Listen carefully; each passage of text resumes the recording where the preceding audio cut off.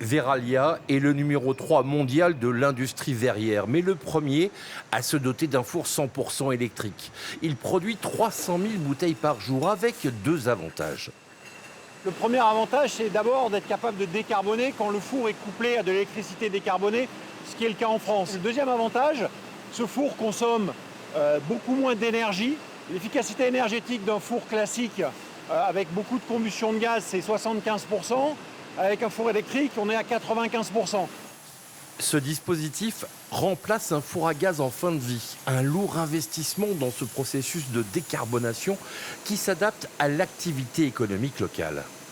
C'est vraiment un enjeu important pour la région de Cognac parce qu'on récupère ici le verre de notre usine de Château-Bernard, on le transforme en bouteille de cognac qu'on va être capable de livrer aux maisons de cognac. Donc on est vraiment un investissement de 57 millions d'euros, clé pour l'activité économique du cognacier. Cette première mondiale est aussi un test pour le groupe Verallia, un projet pilote qui vise à être amélioré et déployé sur d'autres sites.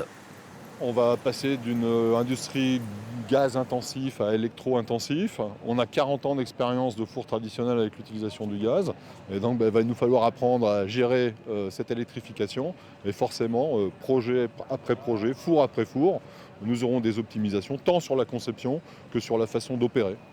Chaque four qui arrivera en fin de vie sera remplacé par une nouvelle technologie électrique ou hybride au biogaz. D'ici 2040, l'ensemble des sites du groupe sera décarboné.